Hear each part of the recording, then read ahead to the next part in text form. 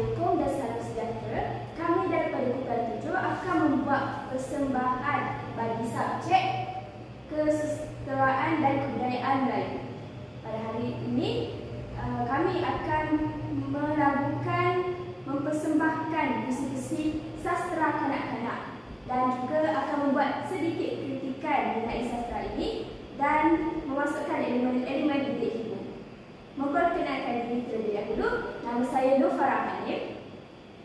Nama saya Nur Fania binti Azhar. Dan saya Nur Amini binti Muhammad Kamal Zaman. Baiklah, sekarang saya akan serahkan slide ini kepada Nur Fatifah. Okey, baiklah, saya akan mempersembahkan berkaitan sajak.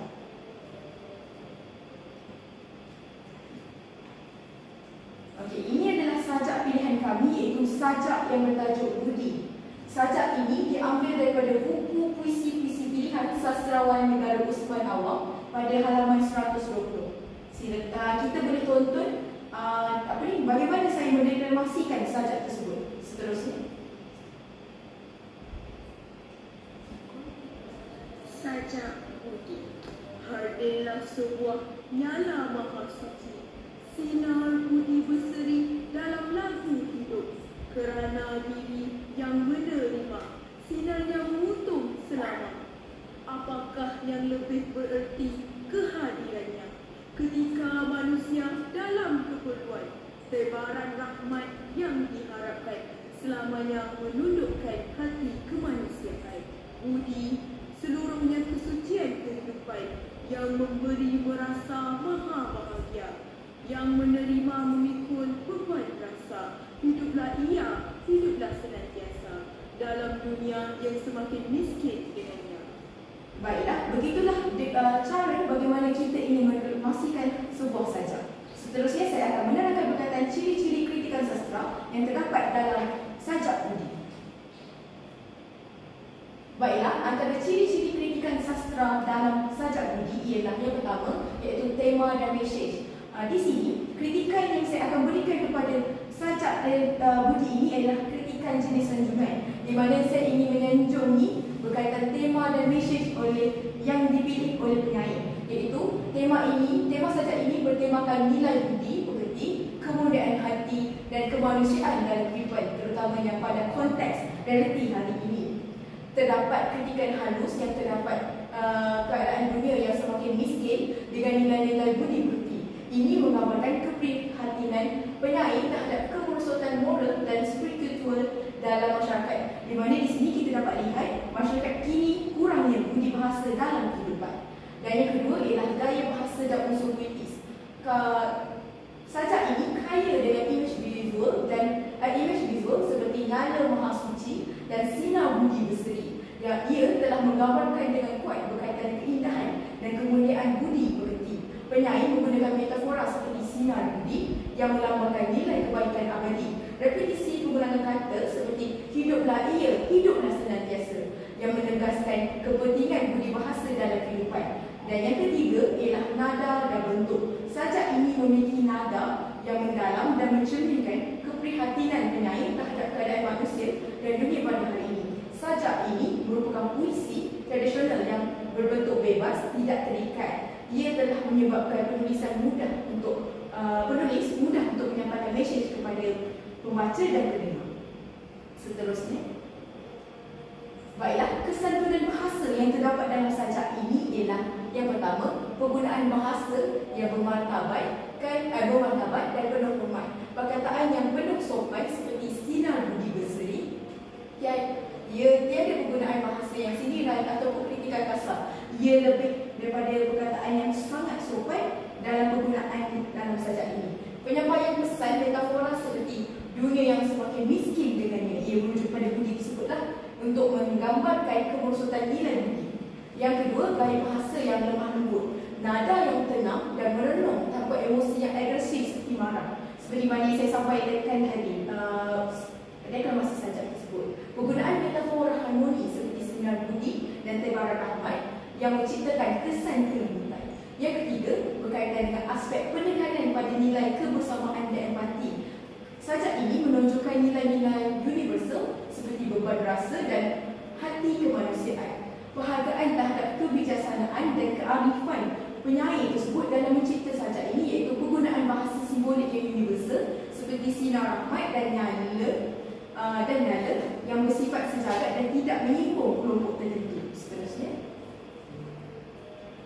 nilai budaya yang terdapat dalam sajak budi ini ialah nilai budi pekerti sebagai budaya utama. Kata budi ataupun akal budi merupakan elemen utama dalam kebudayaan Melayu. Bab kata peribahasa, bahasa menunjukkan bangsa yang menggambarkan bahawa budi pekerti ini boleh menjadi imej bangsa Melayu, meningkatkan imej bangsa Melayu jika bangsanya mengamalkan budi yang baik. Begitu juga dengan sebaliknya, jika kaum Melayu tidak mengamalkan budi bahasa, ia membawa imej yang negatif.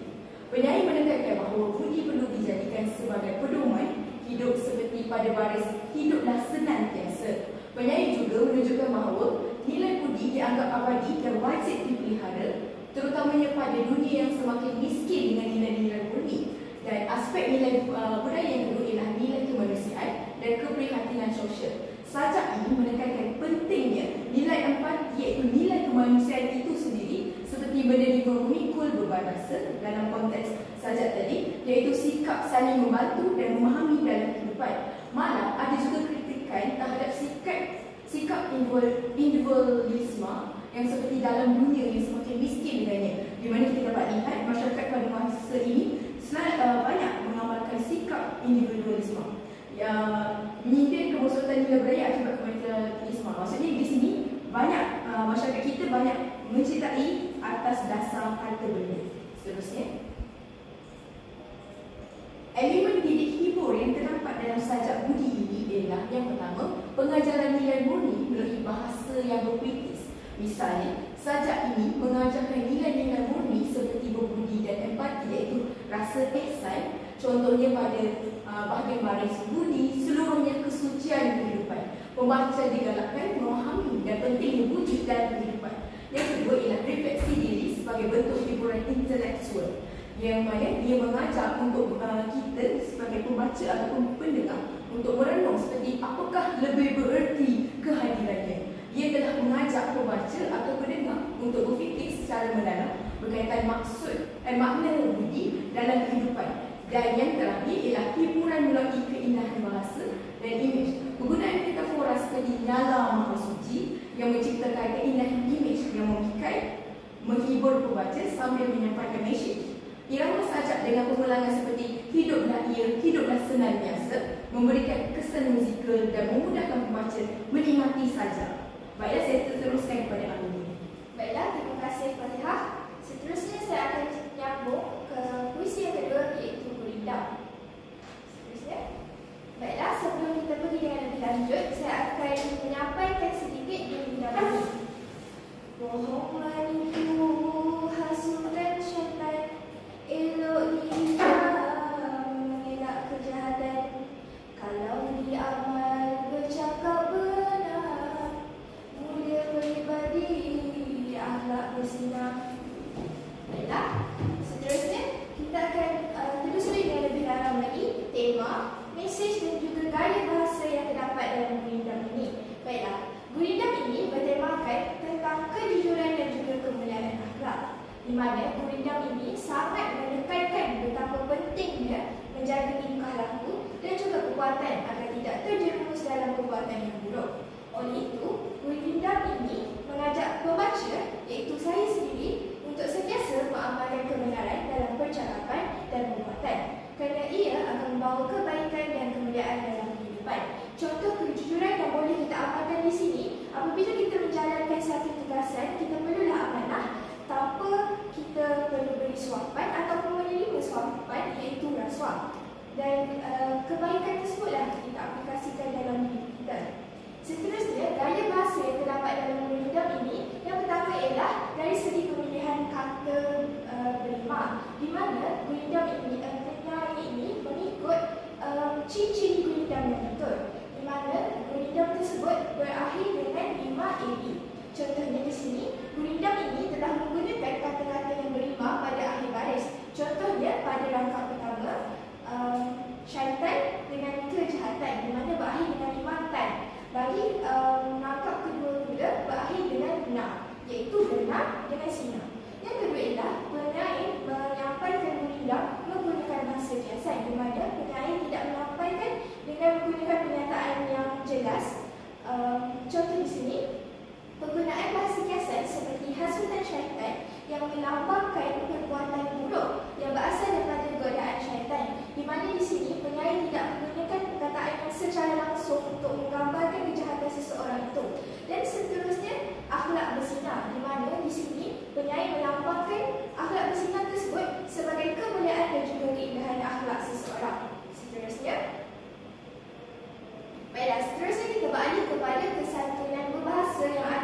berindam ini. Yang pertama ialah menekankan nilai murni, di mana bahasa yang digunakan oleh penyair ini sangat menekankan nilai-nilai positif seperti kejujuran dan juga peribadi yang mulia. Ini menunjukkan bahawa kesantunan dalam menyampaikan mesej ini sangat fokus pada kebaikan dan bukannya kecaman langsung. Di mana seperti yang saya beritahu sebentar tadi, penyair menggunakan bahasa kiasan. Jadi di sini penyair dapat menyampaikan pengajaran dan juga memberikan pesanan kepada para pembaca atau pendengar dengan secara halus tanpa perlu menyinggung perasaan pembaca atau pendengar.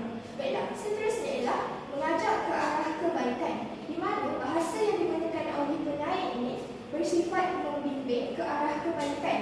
Contohnya, elok dihindar, yang menunjukkan anjuran untuk menjauhi kejahatan tanpa menyalahkan secara langsung. Di mana di sini penyair memilih untuk memberi pengajaran secara kiasan. Dan seterusnya ialah penggunaan bahasa yang sopan, di mana kata-kata seperti mulia peribadi dan juga akhlak bersinar mencerminkan kehalusan dan kesantunan dalam menyampaikan mesej. Walaupun gurindam ini membincangkan tentang keburukan menipu, ia tidak menggunakan kata-kata yang kasar atau menghina. Sebaliknya, ia menggunakan frasa seperti hasutan syaitan yang lebih bersifat metafora dan tidak langsung. Seterusnya, baiklah, seterusnya ialah nilai budaya. Di sini terdapat 3 nilai budaya dalam gurindam tersebut, di mana yang pertama ialah kejujuran, di mana penyair tersebut sangat mementingkan kejujuran dalam gurindam ini. Contohnya di sini penyair sangat menekankan kepentingan bercakap benar, di mana kejujuran ini merupakan nilai murni yang perlu diamalkan dalam kehidupan kerana ia mencerminkan kepribadian seseorang. Jadi di sini gurindam ini boleh dikatakan sangat sesuai dengan kanak-kanak kerana kanak-kanak ini mereka suci seperti kain yang putih. Jadi mereka tidak ternoda langsung dengan kotoran. Jadi di situ kita perlu ajar kanak-kanak dari kecil lagi supaya mereka jujur dengan ibu bapa, dengan guru dan rakan-rakan.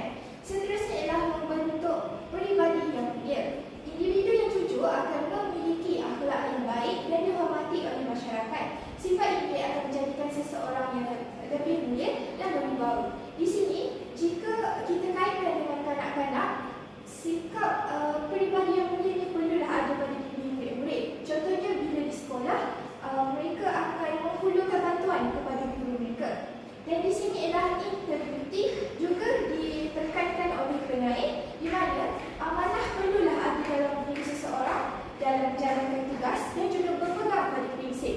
Jadi bila sebut integriti dalam diri murid, di mana mereka perlulah amanah dalam melaksanakan tugas seperti kerja rumah dan tugasan harian yang diberikan oleh guru mereka. Seterusnya, jadi dalam sastra ni ada pelbagai kritikan, tapi saya memilih untuk mengambil kritikan sanjungan bagi gurindam ini. Baiklah, yang pertama, penyair ini sangat telah mengangkat tema kejujuran dalam penghasilan gurindam supaya dapat dijadikan pengajaran kepada pembaca atau pendengar. Jadi memang kejujuran ini bukan sahaja penting kepada kanak-kanak, tapi juga penting kepada kita sebagai bakal guru, orang dewasa dan juga masyarakat. Jadi kejujuran ini dianggap sebagai suatu amalan yang mulia yang dapat mencerminkan pribadi yang bersih dan juga berakhlak tinggi. Sikap negatif seperti suka menipu akan menyebabkan hubungan sesama masyarakat menjadi renggang atau timbul pergaduhan. Jadi di sini kejujuran ini saya tekankan sangat penting kerana ia mencerminkan pribadi yang bersih, di mana bila murid ataupun kanak-kanak mereka jujur dengan ibu bapa, dengan atuk, nenek, jiran ataupun masyarakat lain, mereka akan dipandang sebagai seorang yang sangat bagus dan berakhlak mulia, dan sudah semestinya mereka dapat mengangkat darjat ibu bapa mereka kerana di sini bila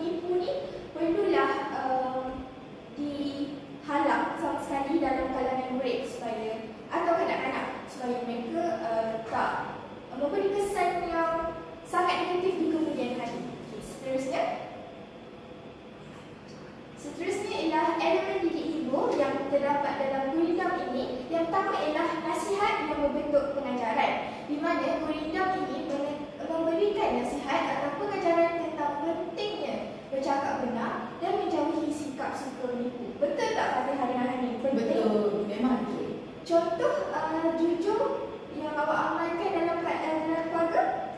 Jujur adalah seperti mana jika mereka bertanya, adakah kamu sudah makan? Saya akan menjawab dengan jujur, iaitu saya sudah makan supaya mereka tidak berasa bimbang. Bagi Hanif pula? Kejujuran saya ialah apabila saya membuat kesilapan, saya akan memberitahu mereka secara terus tanpa sebarang selindung ataupun tipu daya. Ini adalah salah satu contoh yang boleh diamalkan dalam kanak-kanak kerana gurindam ini sesuai dengan kanak-kanak. Okey, jadi seterusnya ialah keseimbangan antara hiburan dan juga pengajaran, di mana gurindam ini telah berjaya menyeimbangkan antara unsur hiburan iaitu melalui bentuk puisi yang sangat menarik seperti yang saya telah sampaikan sebentar tadi dalam bentuk nyanyian, dan juga unsur pengajaran melalui mesej moral yang disampaikan. Ini adalah ciri utama didik buku. Baiklah, seterusnya penyampaian mesej ringkas dan berirama, dan ini adalah poin terakhir di mana gurindam ini telah menggunakan bentuk puisi tradisional yang ringkas dan juga berirama yang menjadikannya mudah diingat dan menarik untuk dibaca atau didengar. Jadi pada hari-hari betul tak kanak-kanak ini mereka suka mendengar muzik?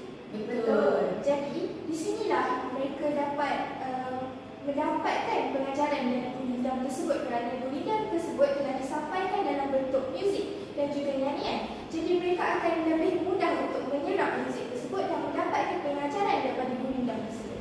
Seterusnya saya serahkan kepada Hanif. Baiklah, terima kasih Amni. Sekarang saya akan melakukan syair Bersatu Hati. Saya akan melakukan syair ini dengan irama dodol kerana irama dodol ini digemari oleh murid-murid sekolah rendah. Baik, Bismillahirrahmanirrahim. Hendaklah anak mengaji selalu dari yang lain terlebih dahulu. Acara janganlah dilalu, tidaklah anak ganda boleh malu. Seterusnya, saya akan memberikan sedikit kritikan kepada syair yang saya lakukan ini.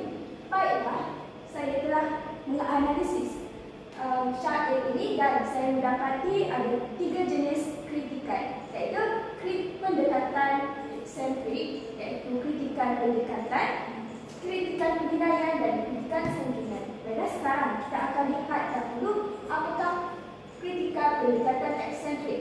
Pendekatan eksentrik ialah pendekatan yang di luar topik bidang sastra.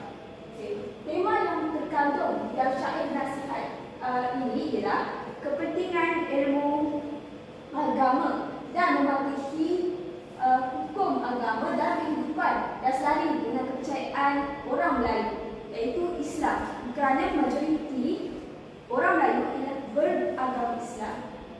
Mesej yang ingin disampaikan ialah mendahulukan pembelajaran Al-Quran sebelum ilmu-ilmu yang lain terlebih dahulu. Contohnya seperti baris yang kedua dan baris pertama dan kedua, iaitu di mana ia berbunyi, hendaklah anak mengaji selalu dari yang lain terlebih dahulu. Itulah mesej yang ingin disampaikan. Mengaji itu bermaksud mengaji Al-Quran. Baiklah, mesej yang kedua pula ialah menegaskan kepentingan mematuhi hukum syarak, iaitu syarak itu ialah hukum-hukum dalam agama, agar seseorang tidak menanggung malu di kemudian hari. Malu kemungkinan bermaksud aib yang boleh mencotek arang juga, ataupun boleh dikaitkan juga dengan hari akhirat, di mana pada hari kita dihisap oleh Allah Subhanahu Wa Taala dan segala amalan kita diperlihatkan oleh seluruh manusia. Itu juga boleh dikaitkan malu di sini. Contohnya, acara janganlah dilalu, tidaklah anak kanda boleh malu. Itulah maksud daripada baris yang ketiga dan baris keempat ini. Baiklah, kita pula kepada kritikan penilaian. Okey, berdasarkan penilaian saya terhadap syair ini menggunakan bahasa yang mudah difahami dan bernada nasihat. Maka dengan bahasa yang mudah dan bernada nasihat ini yang tidak terlalu rumit, maka murid-murid sekolah rendah boleh terima dengan baik dan tidak perlu mereka mesti memahami syair yang disampaikan oleh guru mereka. Seterusnya ialah terdapat universiti di dalam baris dari yang lain terlebih dahulu. Universiti adalah salah satu gaya bahasa di mana susunan ayat itu terbalik. Dia tidak seperti ayat versi. Apabila kita ia bertujuan untuk mengikut kesesuaian irama syair, iaitu rima akhir setiap syair itu adalah AAA. Sepatutnya ayat yang betul ialah terlebih dahulu daripada yang lain. Baiklah, yang poin terakhir ialah penggunaan bunyi yang sama atau keselarasan bunyi pada kata terakhir suatu baris syair, iaitu AAA, dan mematuhi struktur syair tradisional yang menjadikannya mudah difahami dan dihafal. Baiklah, kritikan yang terakhir ialah kritikan santunan. Syair ini menggunakan bahasa yang lembut dan penuh kasih sayang kepada orang yang menerima mesej. Apabila kita mendengar syair tadi, dia menggunakan perkataan anak dan anak kanda di dalam syair tersebut. Dengan menggunakan kata panggilan tersebut, ia dapat memunculkan rasa kelembutan, rasa kasih sayang terhadap orang yang dipesan itu, iaitu anak kita sendiri ataupun kepada ibu bapa juga boleh melakukan syair ini kepada anak-anak mereka untuk memberikan nasihat secara yang lebih baiklah. Saya katakan, biasanya kalau kita memberikan nasihat membebel, mereka tak akan dengar. Tapi kalau kita bersyair, insya-Allah mereka akan mendengar. Betul, setuju dengan Okey, contohnya seperti baris yang pertama, hendaklah anak mengaji selalu, dan baris yang keempat, tidaklah anak kanda boleh malu. Nampak rangkap yang baris yang pertama dan baris yang keempat menggunakan anak dan anak kanda yang merujuk kepada kanak-kanak yang diberikan pesanan. Pada seterusnya, kita akan bercakap pula kesantunan berbahasa dalam syair ini. Okey, berdasarkan penilaian saya, kesantunan berbahasa yang di dalam syair ini ialah nasihat yang beradab, iaitu daripada penyair itu sendiri ataupun pencipta syair itu. Berdasarkan perhatian saya, syair ini penuh dengan nasihat, dengan kata-kata yang penuh beradab dan tidak keras. Contohnya seperti hendaklah anak mengaji dahulu. Ianya mengaji, seolah-olah mengajak anak-anak untuk mengaji Al-Quran, dan ia tidaklah seperti paksaan. Contohnya seperti wahai anak, kau pergi mengaji, macam itu. Dan syair ini juga mengajak pendengar untuk mengaji dan mengikut syarat agama tanpa usul paksaan. Dan seterusnya ialah kata ganti diri yang sopan. Seperti yang saya cakap tadi, kata ganti itu kepada orang kedua itu menggunakan anak dan anak kanda. Dengan penggunaan kata anak kanda daripada baris terakhir menunjukkan kelembutan dan kasih sayang. Dan dia yang bagusnya minat syair ini ialah dia tidak menggunakan kau atau kamu yang kedengaran kasar. Okay, sekarang kita lihat pula nilai-nilai budaya di dalam syair ini. Baiklah, di dalam syair ini mengandungi nilai-nilai budaya seperti menuntut ilmu, kepatuhan dan harga diri. Baiklah, pertama sekali ialah menuntut ilmu. Syair ini menggalakkan kita untuk menuntut ilmu. Walau bagaimanapun ilmu Al-Quran hendaklah dituntut menjadi keutamaan berbanding ilmu-ilmu yang lain dahulu. Dan kepatuhan pula ialah syair ini menegaskan untuk mematuhi syarat, iaitu nilai kepatuhan. Terutamanya baris acara janganlah dilalu. Hal ini kerana agama Islam menekankan aspek agama, ibadah terakhir. Kita hendaklah mematuhi tuntutan agama kita, kerana setiap perbuatan kita itu dinilai oleh Allah SWT. Dan seterusnya ialah nilai harga diri. Baris tidaklah anak kanda boleh malu merujuk kepada kepentingan menuntut ilmu dan memenuhi syarat supaya harga diri terpelihara. Yang saya maksudkan malu sebentar tadi. Dalam budaya Melayu, maruah dan harga diri sangat dijaga dan salah satu cara untuk memeliharanya adalah dengan berilmu dan berakhlak mulia. Baiklah, sekarang kita lihat pula elemen titik hibur di dalam syair ini. Guru-guru menggunakan elemen nyanyian. Syair mempunyai irama akhir yang sama dan juga senang untuk dilakukan. Jadi, guru-guru boleh memilih irama yang bersesuaian dengan syair tersebut. Contohnya seperti irama nasyid dan irama gondang sayang. Seperti yang saya bilang tadi, saya menggunakan irama dua. Irama dua itu juga boleh digunakan di sekolah-sekolah apabila mengajarkan anak murid kita. Dan hal ini kerana nyanyian syair ini sangat boleh diminati, menarik perhatian serta menggalakkan interaksi berhala. Contohnya, interaksi berhala itu bermaksud guru melabuhkan anak murid. Baiklah, sekarang saya akan menceritakan pula pantun. Seterusnya. Baiklah, saya akan mendeklamasikan pantun ini. Ini ialah pantun nasihat. Rendang sungguh pohon ara, tumbuh subur tepi telaga. Tidak salah berkenal mesra, tata susila perlu dijaga. Baiklah, saya akan memberikan kritikan berdasarkan analisis saya terhadap pantun ini. Saya dapati ia mengandungi dua kritikan, iaitu kritikan saranan dan pendekatan moral.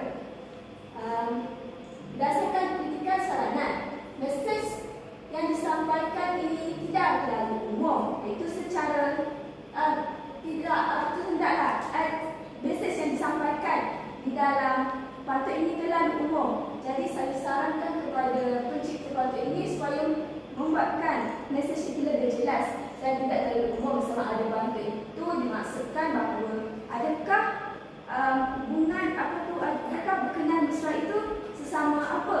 Sesama siapa? Sesama jantina, sesama umur, sesama ataupun yang lebih tua atau lebih muda ataupun berlainan jantina.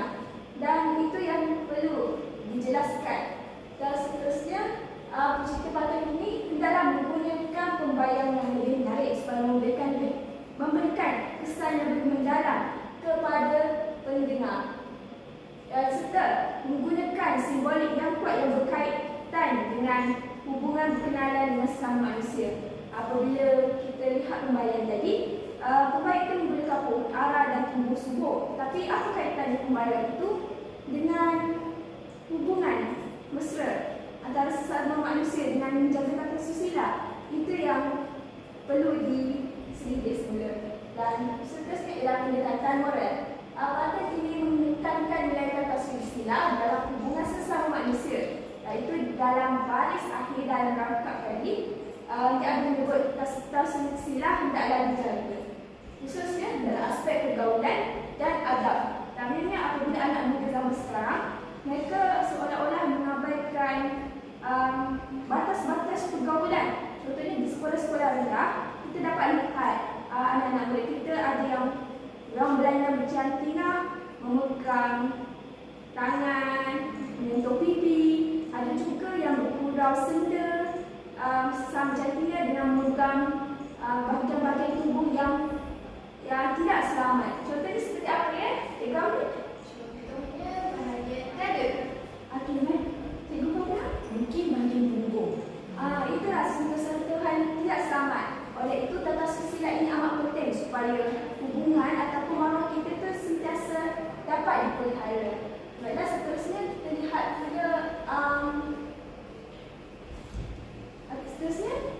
pula kesantunan bahasa di dalam pantun ini. Apabila kita lihat dalam kesantunan ini, dalam kesantunan pantun ini, kita dapat lihat dia terdapat tata susila dalam bermesra.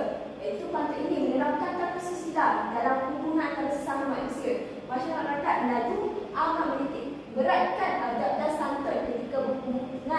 sesama manusia kerana melibatkan maruah diri. Tidak kira lah sama ada dengan orang tua, orang muda atau sesama jantina, belayar jantina, laki perempuan, entahlah, menjaga tata susila. Contohnya menggunakan kata-kata yang sopan dan apa selain itu cikgu? Selain cara yang sopan, tidak mampu juga memainkan peranan.